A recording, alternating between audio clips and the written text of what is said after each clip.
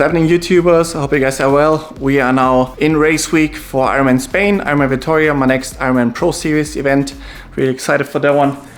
One more little bike run session, and then it's all in the bank. A little bit of swimming, of course, stays intensity, but the rest is just easy. Bit of Ironman max. A good advice I heard once was in race week and taper, never go over the intensity that you're planning to race at. So for Ironman, that means Ironman power. Even saw stuff like VO2 max and like hard threshold. I mean, it's really too late for that. I think you're just burning energy and glycogen because you're not going to get adaptations anymore at that point. So yeah, but let's have a look. I'm doing something fine-tuning with the bike that I want to share with you, especially for all the guys. I know there's a lot of people asking me about all the Canyon small aero details. Not Canyon sponsored yet, get it? So I'm building all that stuff myself. I bought this bike back when I was working full-time. 12 grand or something cost me, but still the best investment I ever made. I love that bike and I love the little fine-tuning. So I'm doing a little fine-tuning things myself. No help per se with that, but I enjoyed the mechanical side and building of it. Let me show you what I did. So Ruby Bike Accessories, that's a new one on Instagram. You guys should check up.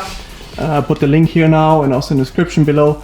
He sent me this cockpit. You saw probably with Canyon athletes that they have the front here closed. So everything I'm talking now is about aerodynamics, right? So airflow. You don't, of course, best is if you test those things, but think simple. What interrupts airflow on your bike? So that is obviously anything that's kind of like holes. Just imagine air flowing here. Before that, you know, I did buy these like closed arm range things from Canyon. I can show you. You know, those things, anybody who has a Canyon bike knows this anyways, but this is massive game changer for comfort. I cannot say the difference between the standard that comes here with the two small ones and just the front. It's not even the same sport. Like the amount of aero and comfort you can gain by just buying those from Canyon is official ones. They are amazing. But now it comes to this, and this is not standard, and this is where the Ruby bike parts come into play. It's this whole part here below. It's 3D printed. He's a specialist in that from Switzerland. So give him a shout out if you want anything like that. Tag his products. He has really awesome stuff. He's going to build more and more and more. All for the Canyon specialized at this point. Maybe more in the future, who knows. Anyway, so this part's super simple. You just screw it on with two screws that come with the system. Really hand lovingly packed the whole thing you get. I did a little bit of step further, which again cost nothing. I duct taped closed all the small, there are not many with this product, it's really super amazing, but like just where the screws go in here and like small things, you can see I duct taped it. So think airflow coming in, you don't want anything interrupting airflow.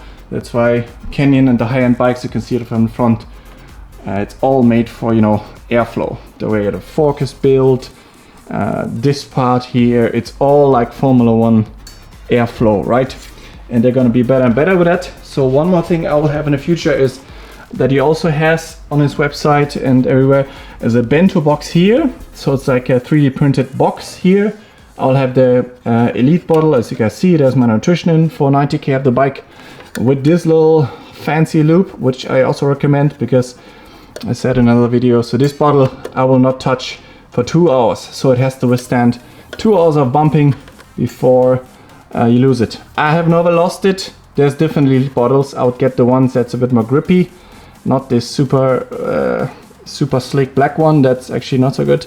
Get the other one. And then here, so I'll have a bento box. Unfortunately, not before the race, but for the next races, a bento box here, 3D printed box, bottle here. So imagine this whole part is again covered, again for aerodynamics. Then this one, some guys saw it. This is another brand, but this is what he sent me. I'll put this on as well. As you can see here nicely, Ruby bike.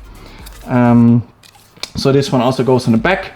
It's again for aerodynamics and airflow. The bottle behind you fits one bottle, as you can see here, screws on. Super simple, comes with the screws and everything. You can see I've been building a little bit already.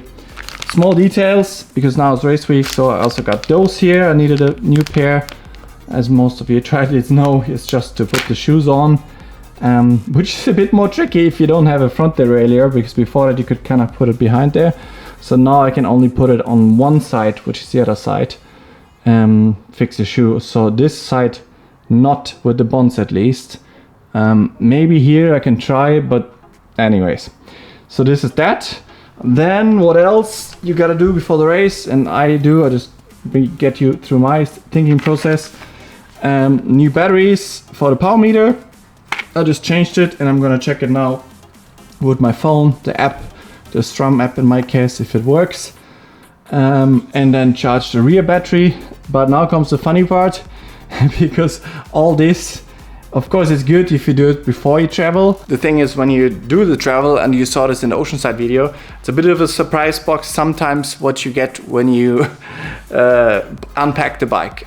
I did mistakes which cost me the whole blip box. It was a mistake on my side. Mostly it's mistakes on the person's side packing, unless they break your frame and travel.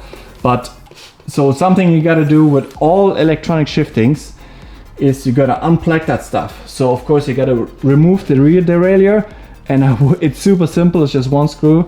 And I would advise you to do it because this part here, this beetle piece, costs 1,200 bucks. So if this breaks and you're not insured, ouch. So yeah, you gotta put the battery off. I don't have the front derailleur, as you can see. Again, tape shut.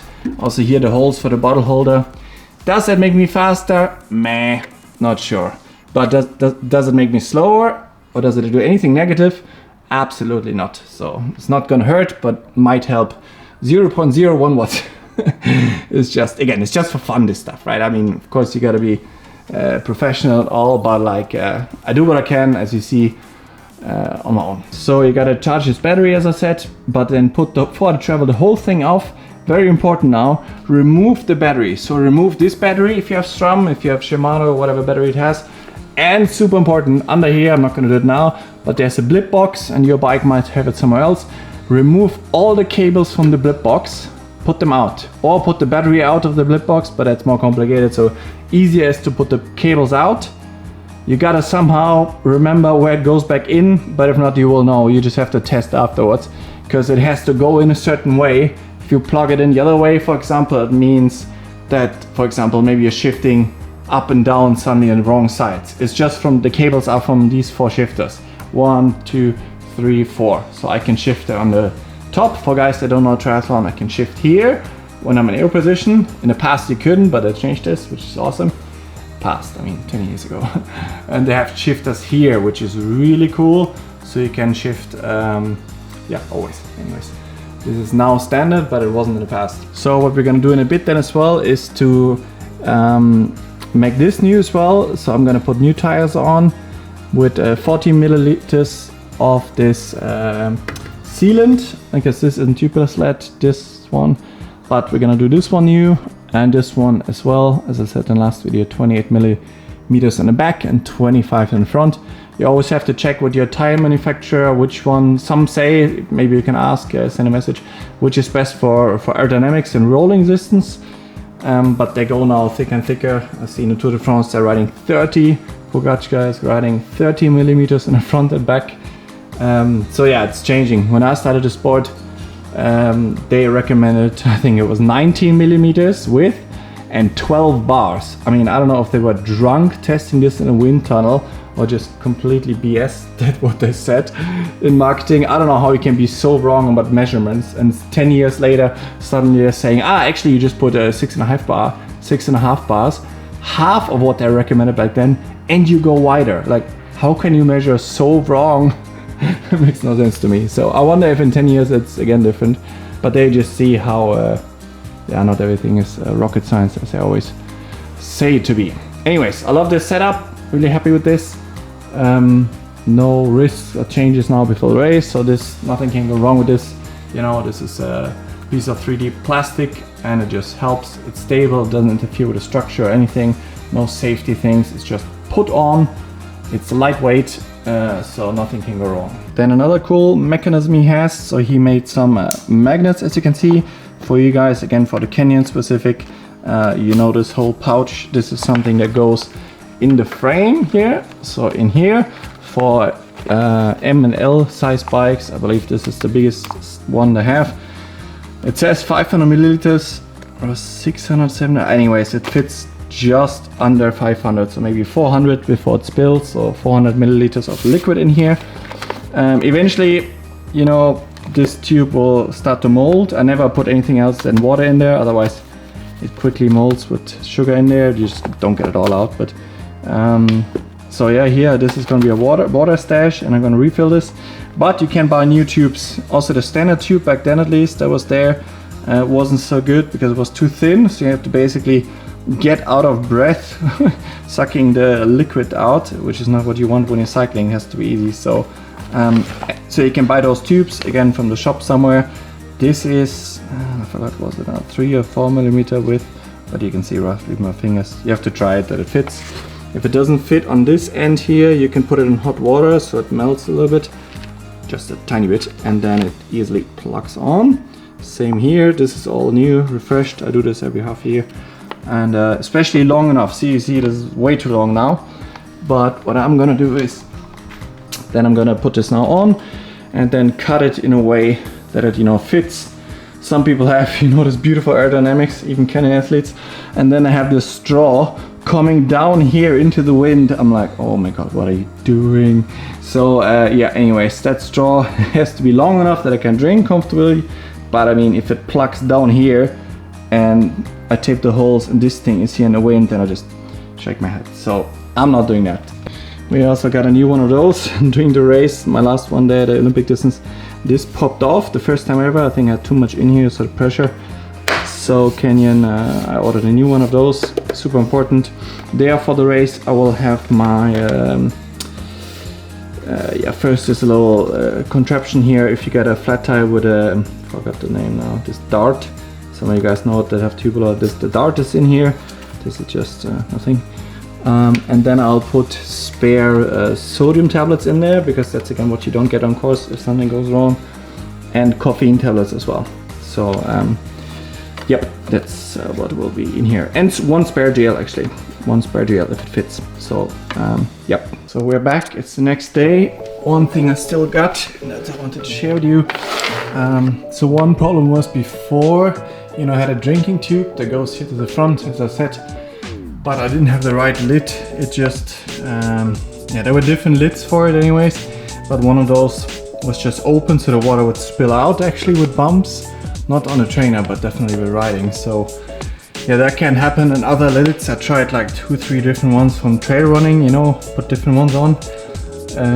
But some of them you could barely get water out. You basically get out of breath when you put it in. That's what you don't want. And now I found actually the perfect one, I would say. It's from Camelback. That's one, just the tube. It's actually insulated one. It's supposed to keep it cool. I'm not sure if that's actually now what I'm gonna keep on. Maybe not, I don't think so. I cut the end already off. It does fit to this mechanism here from Canyon. You just plug it on, as you can see there. But what's really cool, that comes now, is that, yeah, this is a drinking mechanism. So I tried it already with warm water, it's so good. So first you can completely lock it. That's cool, so it can't spill out. Otherwise it spills out and you put water in there and you lose all your hydration, right? So that's really cool. So I'm gonna put that on, first one. And also from Ruby Bikes, he has some magnets, as I said, for different sizes for the tubes. Again, also 3D printed. And this one fits perfectly. It was actually a bit too big for this one here. So this is my old one, so this is my other tube. But for this one it fits perfectly. So what I did, again I can show you. So as you can see here, Canyon has like an integrated magnet in that thing, but I glued another stronger magnet with just this strong glue on there, because you want the straw to be, as you can see, attached to this. So probably be this way around, and then, you know, it stays in place. It has to be long enough that I can, you know, drink from it easily, but not too long that. Also, it's cool, it's going upwards, so should be not interfering. As I said, I even saw some new bikes and they had the straw made underneath. I mean, it's just head scratching. It just shows they don't think about aerodynamics at all. But yeah, so that's what I'm going to do now, and then you can come with.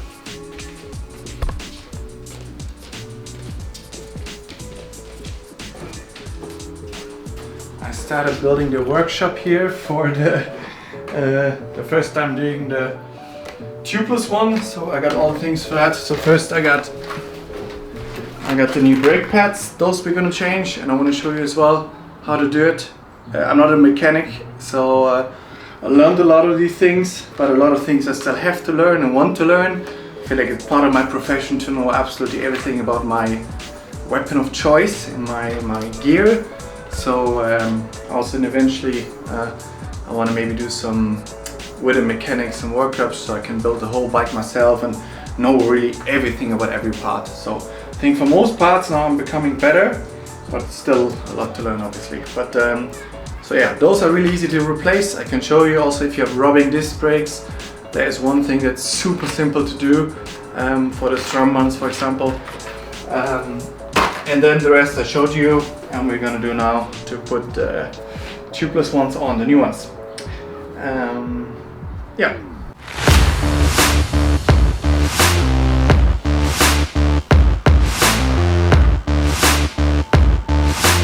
So here we have my bike stand with carbon bikes, super important. Never put it in this, because this could break literally the frame. Expensive mistake, so always put it over, never carbon frame.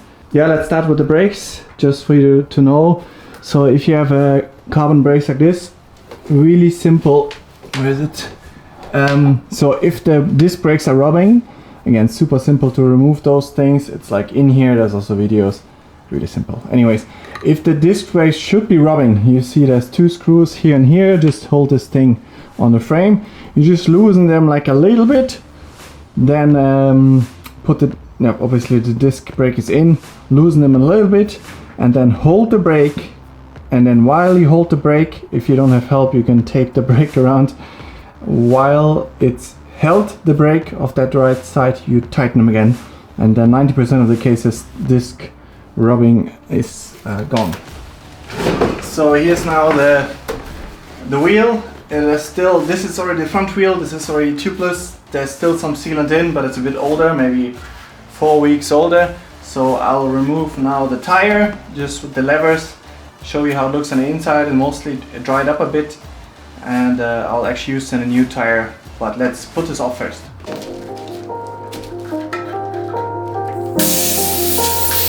Put some plastic under. So for traveling, super important, you can actually leave up to 5 bars, a minimum of 3 bars in there. PSI, I don't know how much it is, you have to check, but 3 bars, that's a European measurement for that. 3 bars, but you can actually do 5 and it's not going to explode. That's knowledge nobody gives you. And people deflate it, including me, did in the past, deflate too much, and then it jumps off the rim, and basically you need CO2 in often cases, because the pump often doesn't do the trick anymore. And then it's, yeah, you have to do everything again with a bike shop.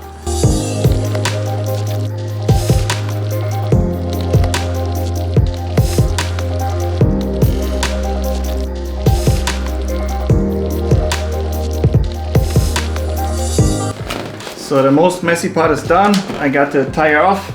Now there's some sealant still on the rim tape. Rim tape still looks good. We'll have a check. So what I'm gonna do now is clean it a little bit with just water and diluted dish soap. So I get the old sealant a little bit off. And yeah, just like this. Some dirt as well. Yet, so it should be easier, but let's see. I hope the valve fits that I got there. Sometimes with the old disc that was an issue, but this one is now the new one, DT Swiss, that I bought. And so I'm gonna pump already now this new contraction here. It says up to 120 PSI. I have to double check. So this is the one that jumps then a sudden airflow on the rim. Let's see.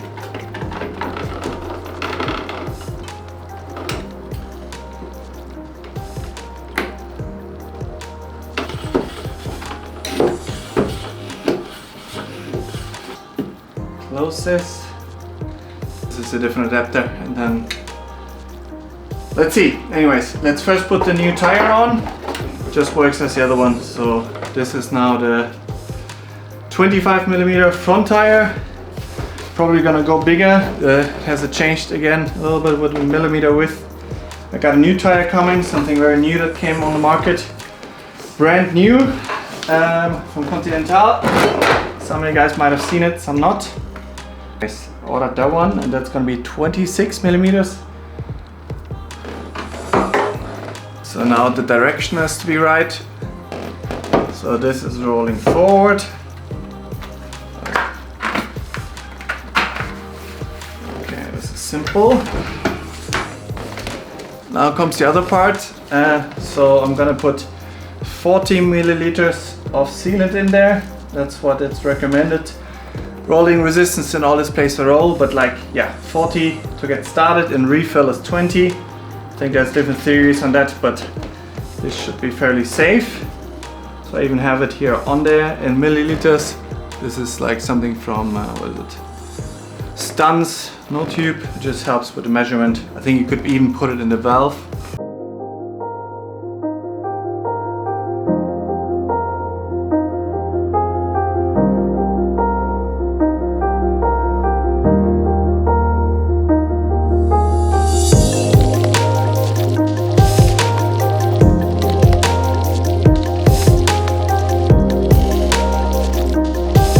Now it's 40. I want to be accurate with the milliliters because of rolling resistance, and that it's also enough to, if there's a cut, that it seals it.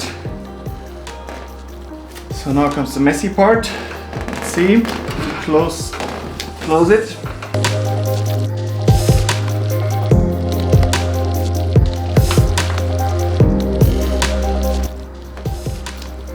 Rotate it around so the liquid goes where I already put the tire on.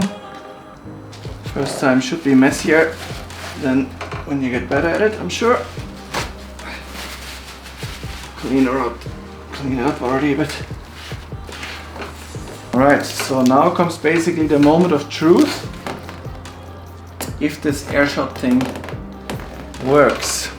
Alright, so let's see if this works or if I explode. If I do, nice knowing you. Okay, there's a closing mechanism to kind of screw it on, which is good. So I screwed on quite a bit. Now, moment of truth. Woo! Woo! Pow! Holy!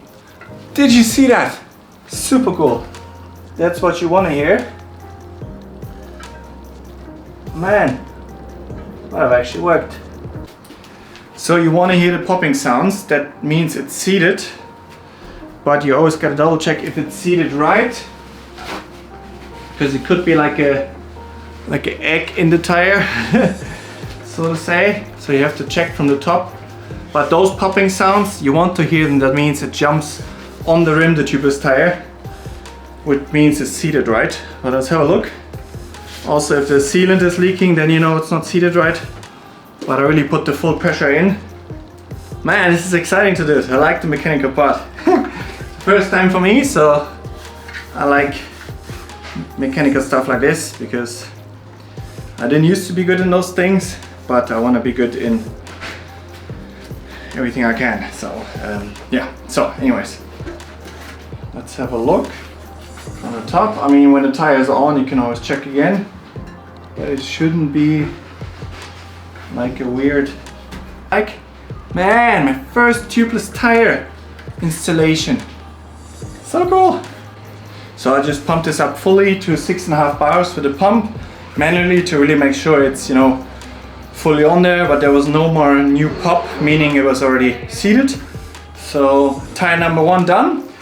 Let's do the disc and then see how that goes. So I'll do the brakes now. Pretty straightforward. This part is really not difficult, so you just basically put it in there, loosen the bolts. I mean, you can check it online, but it's so simple. Those things, you know, you can do this easily yourself, I promise you. Like I said, I'm not mechanically the best in the world, but I'm learning, and this you can do, and the tubeless you can also do, 100%. So all you need is one of those here, and there's like little bolts in the brake system for the disc brake, and all you gotta do is loosen the bolt, and then you can pull out those two pieces here. Those are the brake padded that go around the disc, you know. Just make sure you buy the right ones. Online is a bit tricky, so maybe check with a bike shop, because you could easily buy the wrong ones. They have so many different ones for mountain bike and stuff from SRAM. So yeah, the right ones. And then you plug them in with this metal piece. Again, check it online once. So it could be with the brakes that you struggle to get this new pair. Again, I just put this metal piece around there like this. That's in the packaging. So if you struggle to get this in this system, there's like bolts on each side, you know, they kind of press the things together. And they adjust, of course, if it wears more down, it automatically goes a bit closer.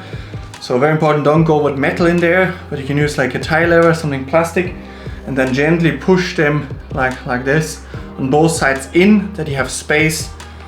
You know, it's two round holes, you can see that each time that they're like out, and then you can easily put it in. And then you put this screw here from the side in, and then there's a small metal pin that's important to put in from the top, so the screw definitely can't go out. It's a safety mechanism, and then you got it. So now we're adjusting the brake. As I said, we have the new brake pads in there, so you just loosen them. Oh, that's the wrong one now. This was for something else. Just take this one, fitting screw. Then you just loosen this. It doesn't need loosen a lot actually. It's like 2 turns max. And then there's one here at the bottom as well.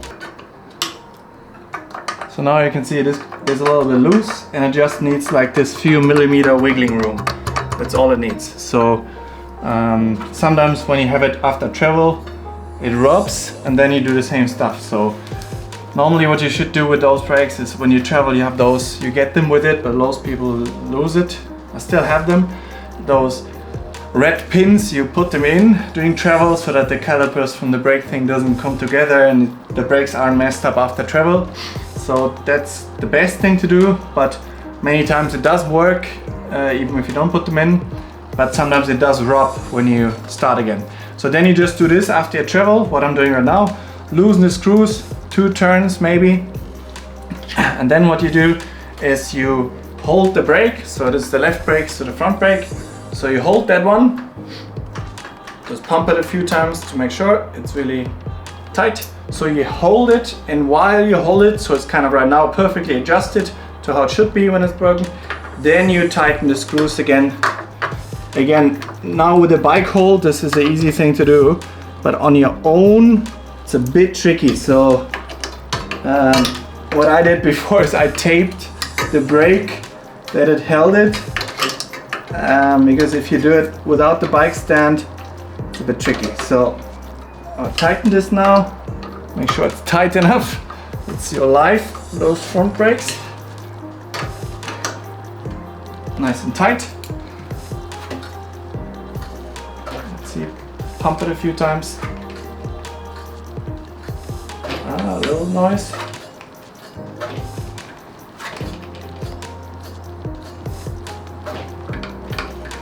A little noise, which I don't like, so I'll do it again.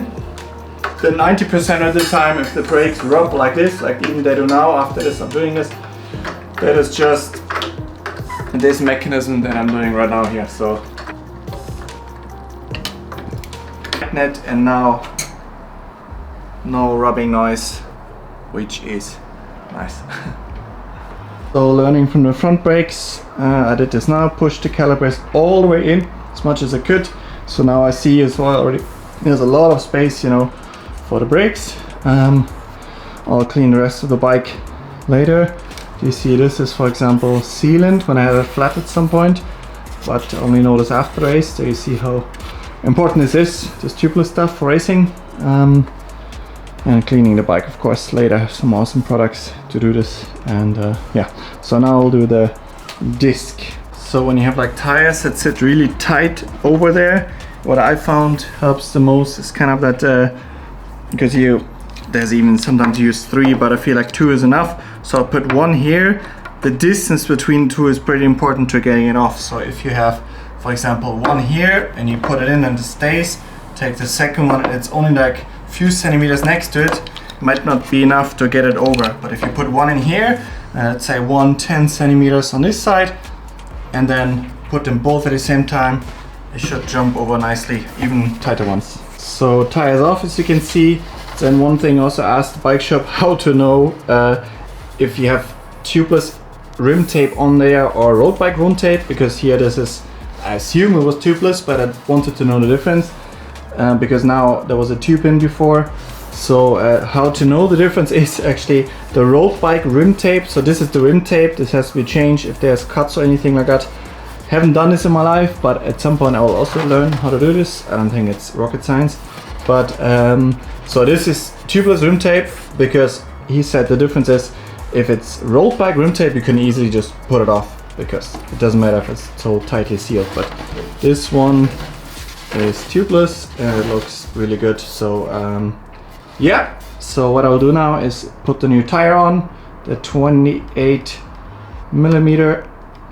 Had a nice surprise, so I can do the front tire again with a different one. So this is actually the rear tire from the disc I used in Oceanside, and there I had, as you can see, an explosion of sealant.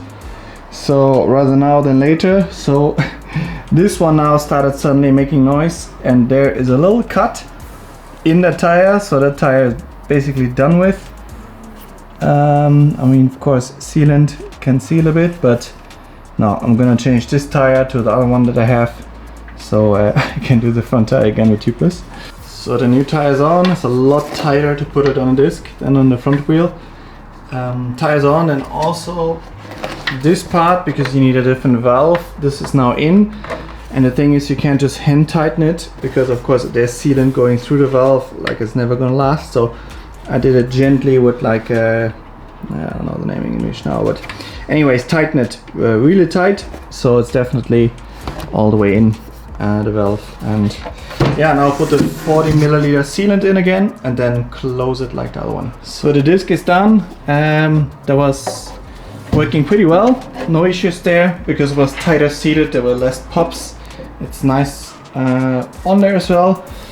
At first wasn't sure if it's gonna work, because you have those adapters for the disc, and that didn't fit the top of this construction there. So I just held it on, but luckily it did the job. It really worked well, although I couldn't screw it on because, you know, yeah, the tube wouldn't go around. You need those adapters that everybody with a disc knows, but if you don't have a disc, you need a specific adapter that kind of goes and then extends the valve out so you can actually pump the tire. So if you buy a disc, you will also have to buy for 10-20 bucks this adapter, otherwise you will not be able to pump your disc. And that was actually the moment I talked about. So here I just put some duct tape around the front brake to tighten it, because I want to adjust the rear brakes.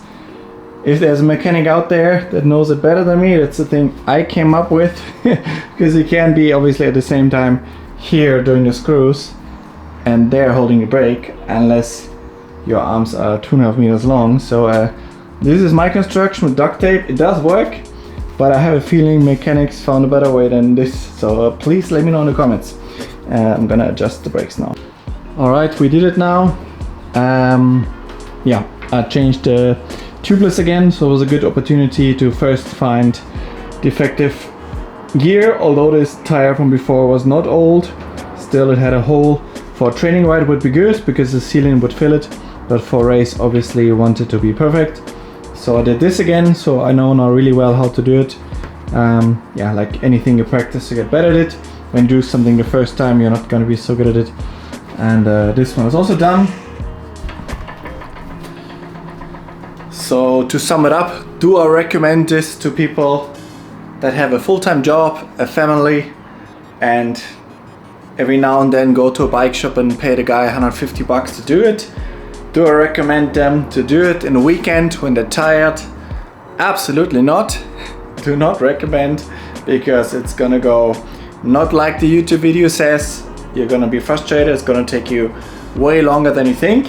But if you like this kind of building, playing around, then for sure do it. It's not difficult per se, right? It's not like, oh, it's difficult, but there's a learning curve. Like anything the first time doing it, there's a learning curve to things. Like this as well. A lot of things didn't go like they say in YouTube videos. You have to play around, do it again and again and again. So it took me a long time. But what I will definitely do, and that I can recommend you to do, is to do the tubeless yourself. There's even now gear from Markov and all those. They have the whole thing. You don't have to do anything complicated. You just need something. There's even pumps out there. You can buy pumps now that have this air shot, this shot to get the tire seated in there. They cost a bit more, maybe 150 bucks. I saw that. So you don't need this thing that I have, but you need something to get this CO2 pressure, because the normal pump will not do it, will not seat the tire properly in the beginning. So yeah, that's my summary. Happy I did it now, and now it's time to eat, and then that's it. Guys, it is Sunday now. We're exactly 7 days out. It's cool, we're getting excited as well. The batteries are really recharging. Today is one last stimulus. It's today we're doing a 2.5 hour ride, 1 hour easy, and then 19 minutes at Ironman pace, which I will do indoors now at 300 watts. It's a little bit of a muscular stimulus, but nothing crazy or taxing. And then it will be a run off 10k, but not Ironman pace, anything, not gaining anything now. So just aerobic pace with the carbon shoes, which is exciting. I saved them a little bit, the Alpha Fly 3s, but this one just a feel good one. With the rain jacket, it is raining, but I want my core temperature not in heat ranges, it won't be that, but just a little bit elevated core temperature, since temperatures dropped now to like, I don't know, 13, 14, 15, so core temperature will be a little bit elevated, but definitely not anywhere close to heat ranges. So just a normal core temperature you would have running in like 20 degrees or 25 maybe. So first my setup for afterwards, of course my Alpha Flies, with always making sure I wrote this on there. I thought I did this the first time because I saw some people writing something on the shoes. So, and my Dreams here. Yeah, the Stride is still charging, some music, then the rain jacket, pants, so also the socks I'm gonna wear for afterwards. They work well so I don't slip in the shoe. And that's something here I can still show you. I talked about if you're traveling with this, I just realized it's actually way easier to I will do this as well, to remove the battery instead of plug these things out, because if you plug them out you will have to play around a bit and find, it's not difficult, but which one goes where. So actually you can save that hassle by just removing the battery. With the Canon in this case you have to remove this one screw here, which is not difficult, but I will also change that battery now to a new one. I mean, you guys know those batteries, but there are really differences with those. So just buy the more expensive ones, because I feel like if you get the cheaper ones, for example, this now costs, I don't know, 6 euros, but sometimes you guys know the cheaper ones somewhere, not those bigger brands. And I feel like my experience is that either some of the batteries are half charged, or I don't know, it's just not worth the hassle when you train so much to just, you know, risk having a battery in your bike you put in fresh and then it's not working well. But you gotta test it, so I put this in now. It's 1 week out. We'll have a few rides in it still, but making sure that the blip box is fully charged. You can see this in your app as well, the SRAM app, but yeah, just to make sure everything is nicely charged. That battery I will also charge. So we got it all set up now. Also my new drinking system that I built with a magnet, also from Ruby Bikes, 3D printed. So I also put another magnet here, put it on there with glue, so I have extra. This Canyon one has a magnet, but it's not quite strong enough, so I'll put a stronger one on so it really stays on there. So I got a new drinking system here, which is a Camelback one. It's a white straw, so I can get a lot of liquid out. I had a wider straw before, but problem was that I didn't find a fitting lid that was really good. So this is, you know, it comes a lot of water out, and more importantly than that, I can open and close this so water isn't leaking and it goes up. You know, I don't want another straw going down here. Weirdly, it's long enough for aero, so I'm gonna test this now as well. Just water in there for my setup, and then really cool as well, the Ruby Bikes. So as you can see, Miracolix was added again with Morton Mix. So what we got for this ride is a 2.5 hour ride, but you know, part of it will be easy. What I want to get in is, that's now in this bottle, there's 260 grams of Morton in there. 260 grams of Morton is, anyways, I calculated it all. Anyways, in total, I also added 400 milligrams of sodium. So I have 2000 milligrams of sodium, which will be for my race 2 hours. And this is also aiming to be a 90k nutrition. So I'll take this after 2 hours mark-ish. So what I also did, as you can see, I taped it kind of shut there a little bit in the front. The top lid, just that it can't easily spill off, because this is 2 hours worth of nutrition. And I can show you also I have like a little rubber band. So for the 2 hours it's going to be bouncing around.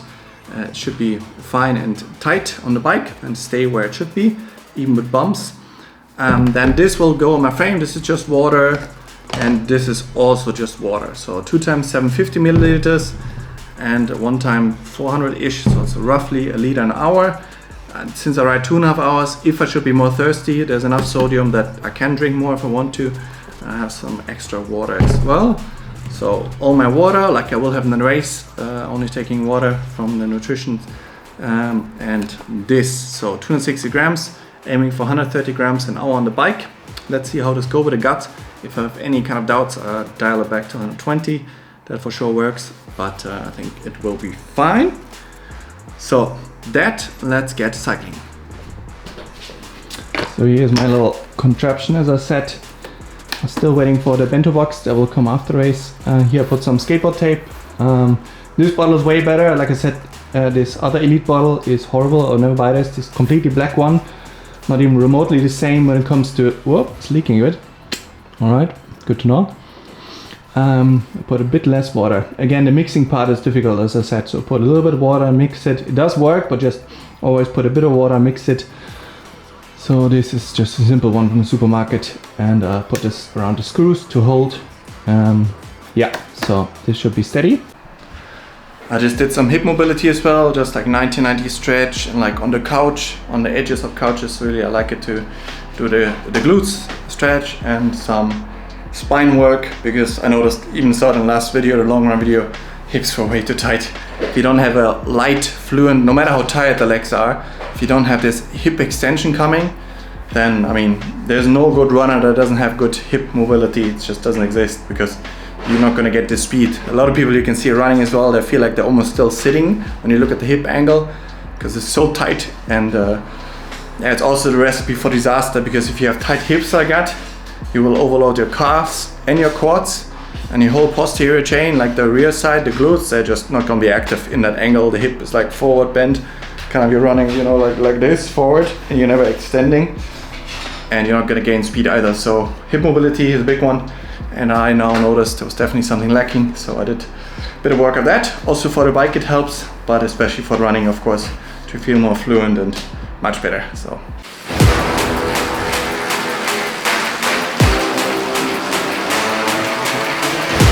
Okay guys, we're just 20 minutes in. The first hour will be just easy, 220 watts, really just spinning, and then 90 minutes at race pace. Ranges, or like at 300. I do now the power through my power meter, so I control with the phone the kicker, and the power is measured from the head unit to this to make sure I really hit the power that my power meter gives to our kicker, because there's quite a few differences sometimes. Also always nice to see. And currently watching Challenge Rock, that's on right now. That's inspiring as well. And for all the guys that are so weight obsessed, I don't know if you realize, or just always go in the background when the things happen. People like, I mean, Magnus at the moment, the best guy in long course, he's around 80 kilograms. If he wouldn't be 80 kilograms, he wouldn't be Magnus Dittler on the bike 100%. So if he was 70 kilograms, he wouldn't be riding like that. It's just a bit part of the game. So, and same Sam Long, also amazing athlete, and doing extremely well over the half distance. Also around 80 kilograms, I would say. So yeah, it's time trialing, it's triathlon, it's not Tour de France climbing, they're not specialized climbers. And when you even look at knees and the results, everybody thought, oh, the light guys, we're gonna delete everywhere in the bike. Didn't happen. I didn't see one light guy that did extremely well. So the best guys were still strong cyclists, 75-ish kilos or 80. So yeah, it's inspiring. I mean, mind-wise, some people might think, oh my god, this is such a high level. I take inspiration from guys like that, and I like the stories of people.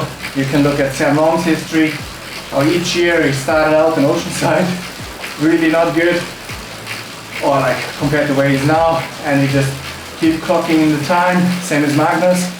Look at 2:19 results, he was nowhere near, but he kept clocking along, did his thing, did his training, and then look where he is now. So I'm happy. Long distance is such a fair sport that you get what you put in, so it's cool. It's inspiring to me. Alright, we'll check in later again, doing my race pace effort, watching a bit more and visualizing the race, and I'm on my part of the journey, and I know I can reach very amazing things, and it's gonna take time. I don't know how long, but it's endurance sport, so year by year, I look forward to the journey.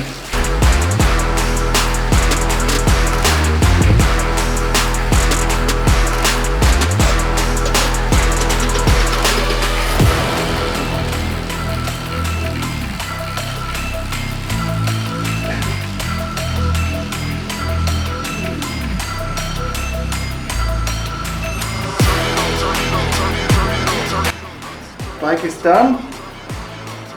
Now onto the run. Change my Nikes, other shoes. Sitting on the bench would be easier. Alright. Start charging.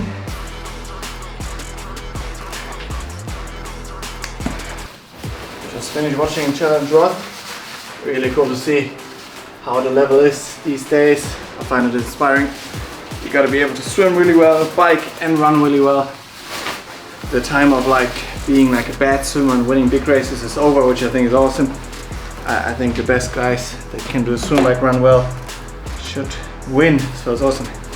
You see Bucky's hat, some of the US guys noticed. I think it's gonna be my race hat as well. So I got it all. I can bounce.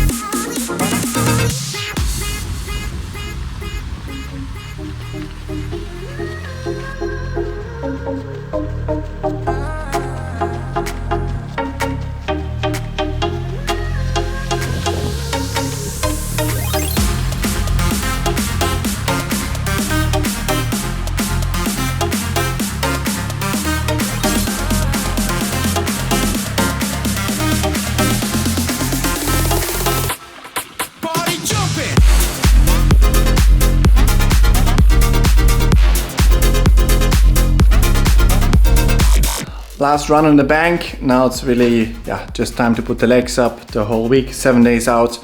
You literally can only fatigue yourself from that point on. So swimming, you can do a few threshold reps. That's about it. And the rest is gonna be all easy with very little Ironman pace stuff in there, but almost nothing. So yes, that's basically it, work done. So I check back in after the race. You can follow the race on the Ironman tracker and on the Ironman Pro Series website or Instagram account. They will be live streaming everything Pro Series event. And wish me good luck, because luck is actually underestimated. Luck is also good.